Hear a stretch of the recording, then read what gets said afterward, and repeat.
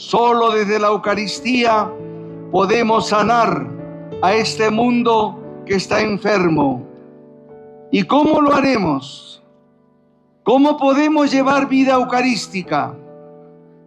Buscando la unidad en medio de la diversidad, buscando la comunión entre todos como hermanos y no como enemigos enfrentados. Somos hijos de un mismo Padre y formamos parte de una sola familia, la familia humana. Busquemos caminos de corresponsabilidad para buscar el bien común de todos, caminando juntos, buscando la verdadera justicia y también siendo justos desde lo más pequeño.